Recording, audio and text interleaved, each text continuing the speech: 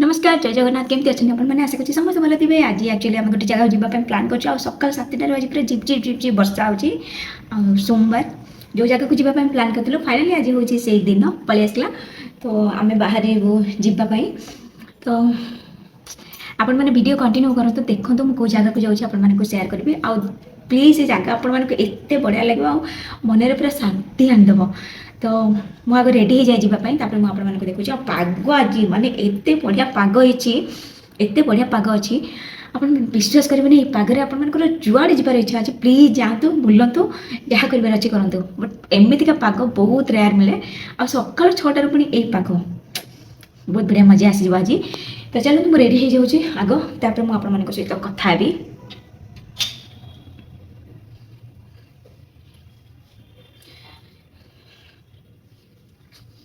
ଦେଖ ଏଇଠି ଅଛି ମୁଁ ଖୋଜୁଛି ପାଗ ଯେଉଁ ଭଳିଆ ଅଛି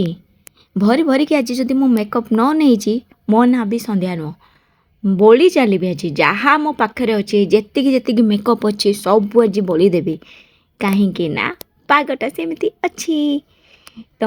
ମେକଅପ୍ ନେବା ପାଇଁ ଆପଣମାନଙ୍କୁ କେତେ ପସନ୍ଦ ସେଇଟା କମେଣ୍ଟରେ କହିବେ ମୋତେ ପସନ୍ଦ କିନ୍ତୁ ମୁଁ ହେଉଛି ଟିକେ ଅଳସୁଆଣୀ କଥାରେ କୁହନ୍ତିନି ଅଳସୁଆ ଦୁଃଖ ପାଏ ମୁଁ ହେଉଛି ସେଇଭଳିଆ ଗୋଟେ ଅଳସୁଆଣୀ ସେଥିପାଇଁ ଦୁଃଖ ପାଉଛି କାହିଁକି ନା କୁଆଡ଼େ ଗଲାବେଳେ ବି ମୁଁ କିଛି ନା ମେକଅପ୍ ନା ଚୁଟିକୁ ନାଏ ନା କ'ଣ କିଛି ବି ନୁହଁ ଆଉ ଏଇ ବର୍ଷ ଯେଉଁ ଭଳିଆ ଖରା ମୋର ତ ହାଲତ କେଉଁ ଭଳିଆ ହେଇଥିବ ଏ ଅଳସୁଆମୀ ପାଇଁ ଆପଣମାନେ ଭାବି ପାରୁଥିବେ ତ ମୋ ଭଳିଆ ଅଳସୁଆମୀ କେହି କରିବା ପାଇଁ ଟ୍ରାଏ କରନ୍ତୁ ନାହିଁ ଯଦି ବାହାରକୁ ଯାଉଛନ୍ତି ଭର ଭରିକେ ନିଜକୁ ସୁନ୍ଦର କରନ୍ତୁ ମେକଅପ୍ ନିଅନ୍ତୁ ବହୁତ ବଢ଼ିଆ ଲାଇଫଷ୍ଟାଇଲ୍ ମେଣ୍ଟେନ୍ କରନ୍ତୁ ଆଉ ମୋର ଇଚ୍ଛା କି ମୁଁ ଶୋଇଥିବି କି ବସିଥିବି ମୋତେ ଆଜି କିଏ ମେକଅପ୍ କରିଦେବ କିନ୍ତୁ ସେମିତି ତ କିଏ କରିବେନି ନା କାହିଁକି କରିବେ ବା ମୁଁ ଅଳସୁଆମୀ ହେଇକି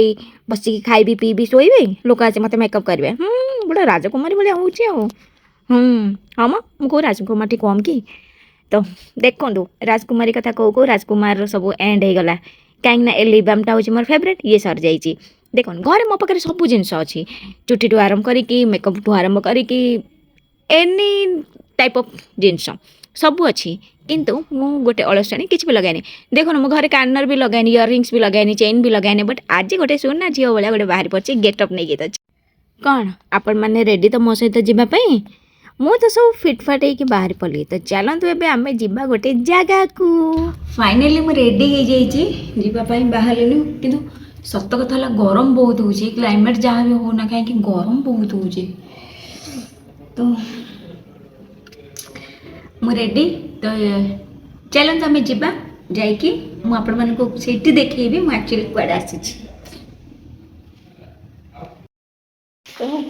ଆମେ ବାହାରି ଗଲୁ ଏବେ ଯିବା ପାଇଁ ସେ ଜାଗାକୁ ତ ଆପଣମାନେ ଭିଡ଼ିଓ ଦେଖୁଥାନ୍ତୁ କେଉଁ ଜାଗାକୁ ଯାଉଛି ଆପଣମାନେ ଜାଣିପାରିବେ ଆଉ ଆପଣମାନେ ବି ଯାଇପାରିବେ ସେ ଜାଗାକୁ ଚାଲନ୍ତୁ ଚାଲିଲୁ ଆମେ ଗୋଟେ ଜାଗାକୁ ସରପ୍ରାଇଜ୍ ଅଛି ଭିଡ଼ିଓଟା ଦେଖନ୍ତୁ ଜାଣିବେ ଆଉ ଆଗରେ ଲାଗିଛି ପାଣି କ'ଣ ପାଇଁ ଶୋଷ ହେବ ଦୋକାନରେ ଠିଆ ହେଇକି କିଣିବାକୁ ଆଉ ଟାଇମ୍ ନାହିଁ ତ ଆମେ ଯାଉଛୁ ଗୋଟେ ବହୁତ ବଢ଼ିଆ ଜାଗାକୁ ଆପଣମାନେ ବି ସେଇ ଜାଗାକୁ ନିଶ୍ଚିତ ଯିବା କଥା ଆମେ ଆଜି ବହୁତ ଦିନ ପରେ ଯାଉଛୁ ମୁଁ ଆମକୁ କହି ଠକି ଯାଇଥିଲି କିନ୍ତୁ ସେ ଯାଉନଥିଲେ ସରି ନାହିଁ ସତ କଥା ମୁଁ ଆମକୁ କହି ଠକି ଯାଇଥିଲି ସିଏ ଜମା ବାହାରୁ ନଥିଲେ ଯଦି କିଏ ଜାଣିଛନ୍ତି ଏ ରାସ୍ତା କୁଆଡ଼େ ଯାଉଛି ତାହେଲେ ପ୍ଲିଜ୍ କମେଣ୍ଟରେ କହିବେ ତ ଫାଇନାଲି ଆସିକି ଆମେ ପହଞ୍ଚି ଗଲୁଣି ବାଲୁଙ୍ଗେଶ୍ୱର ରୋଡ଼ରେ ଏବେ ଯାଉଛୁ ଆଉ ଅଳ୍ପ ବାଟ ରହିଲା 1 କିଲୋମିଟର ଓଫ୍ ଯେଉଁ ରୁଟ୍ରେ ଆମେ ଦେଇକି ଆସୁଛୁ ସେଇଟା ଟିକେ ବହୁତ ଲଙ୍ଗ ରୁଟ୍ ସେଇଥିପାଇଁ ଏତେ ସମୟ ହେଲା ଆମେ ପହଞ୍ଚି ନଥିଲୁ ପାଖାପାଖି ଆଉ 1 କିଲୋମିଟର ରହିଲା ପହଞ୍ଚିକି ଦର୍ଶନ ତ କରିବୁ କେମିତି କ'ଣ ଦର୍ଶନ ହେଲା ଆପଣମାନେ ଦେଖିବେ କ'ଣ କହିବ ଯିବା ଆଜି ବାବାଙ୍କର ଡାକରା ଆସିଛି ଆଚ୍ଛା ଆଜି ଆସିଲା ହଁ ମୁଁ ତ କେବେଠୁ କହୁଥିଲି ତମେ ଶୁଣୁଥିଲ ଯୋଉଦିନ ତାଙ୍କ ଇଚ୍ଛା ହବ ଆଚ୍ଛା ହଉ ଯିବା ଯିବା ଯିବା ଯିବା ଏବେ ତ ଆପଣମାନେ ଜାଣି ସାରିଲେନି ଆମେ କୁଆଡ଼େ ଯିବା ପାଇଁ ଆସିଛୁ ଆକ୍ଚୁଆଲି ଆମେ ବାବାଙ୍କୁ ଦର୍ଶନ କରିବା ପାଇଁ ଆସିଛୁ ବରାଳ ବାଲୁଙ୍କେଶ୍ୱର ଆପଣମାନେ ଦେଖିପାରୁଥିବେ ରାସ୍ତା ଏଇଟା ମନ୍ଦିରକୁ ଯିବା ରାସ୍ତା ଗଳିଟା ଟିକେ ବର୍ଷା ହେଇଯାଇଛି ତ ଆସିକି ପହଞ୍ଚିଗଲୁ ଆମେ ବାବା ବାଲୁଙ୍ଗେଶ୍ୱର ମନ୍ଦିରରେ ଆଉ ପହଡ଼ ପଡ଼ିଯାଇଛି 4টাରେ ଖୋଲିବ ଦର୍ଶନଟା କରିକି ଯିବୁ ଯେମିତି ହେଲେ ବର୍ଷା ପାଗ ଦର୍ଶନ କରିବଟି ନା ଘରକୁ ପଳେଇବ ପହଡ଼ ପଡ଼ିଯାଇଛି 4ଟା ହେଲେ ଖୋଲା ହବ। ତ ମୋର ଭକ୍ତି ଅଛି ବୋଲି ମୁଁ 4ଟା ଯାଏଁ ୱେଟ୍ କରିକି ଦର୍ଶନ କରିବାକୁ ମୁଁ ରାଜି ଅଛି କିନ୍ତୁ ଇଏ କହୁଛନ୍ତି କି ପଳଉଛି ଆଉ ଏଇନା କହୁଥିଲେ ପଳେଇବି ବୋଲି ତ କେମିତି କ'ଣ ଦର୍ଶନ ଆଗକୁ ଆସିକି ପୁଣି ପୂଜା ଅର୍ଚ୍ଚନା କରିବାର ଅଛି ବହୁତ କିଛି କଥା ତାଙ୍କୁ ଜଣାଇବାର ବି ଅଛି ଆଜି ଆସିଛୁ ଦର୍ଶନ କରିବା ପାଇଁ ପୁଣି ଆସିବୁ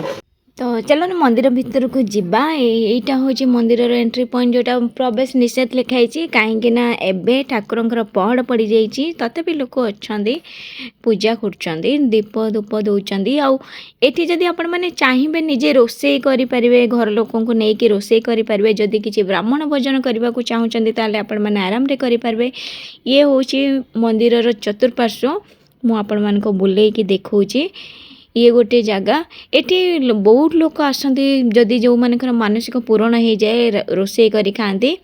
ଆଉ ଦେଖନ୍ତୁ ଏଇ ବାବୁ ଖାଇବା ପାଇଁ ବୋଲି ଦୌଡ଼ିକି ପଳେଇଲେନି ପୂଜାର ନାଁ ଗନ୍ଧ ନାହିଁ ଯାଇକି କିଏ ରୋଷେଇ କରୁଛି କ'ଣ ଡାଲମା ଭାତ କିଏ ଦେଇଦେବ ଖାଇଦେବେ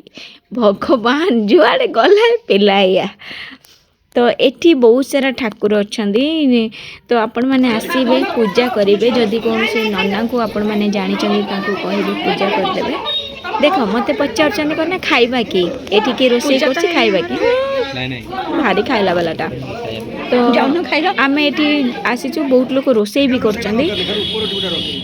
ତ ମୋତେ ତ ପ୍ରସାଦ ମିଳିଗଲା ମୁଁ ଟିକେ ପ୍ରସାଦ ବାବାଙ୍କର ଟିକେ ପ୍ରସାଦ ଟିକେ ସେବନ କରୁଛି ତାପରେ ଆମର ଗୋଟେ ପୂଜା ବି ହେବ ପୂଜା ସାରିକି ଆମେ ଆମର ଘରକୁ ଯିବୁ ଆଉ ଆଶା କରିବି ଆପଣମାନଙ୍କୁ ଭିଡ଼ିଓଟା ଭଲ ଲାଗିବ ଆଉ ଆପଣମାନେ ବି ଚାହିଁଲେ ଏଠିକି ଆସି ବାବାଙ୍କୁ ଦର୍ଶନ କରିକି ନିଜର ଯାହା ବି ଇଚ୍ଛା ଅଛି ସେଇଟା ଆପଣମାନେ ବାବାଙ୍କୁ ଜଣାଇବେ ସମସ୍ତେ କୁହନ୍ତି ଏଠି କେହି ଆସିଲେ ଖାଲି ହାତରେ ଫେରନ୍ତି ନାହିଁ ତ ଏଇ ହେଉଛି ବାବାଙ୍କ ମନ୍ଦିର ତ ଏଠି ପହଡ଼ ପଡ଼ିଯାଇଛି 4ଟା ହେଲେ ପହଡ଼ ଖୋଲିବ ତ ମନ୍ଦିରର ପହଡ଼ ଖୋଲା ହେଇଗଲା ଏବେ ଦେଖୁଛନ୍ତି ଏବେ ଯଦି ଆପଣମାନେ 3ଟା 4ଟାରେ ଆସୁଛନ୍ତି ବହୁତ ବଢ଼ିଆ ସେ ବାବାଙ୍କୁ ଦର୍ଶନ କରିପାରିବେ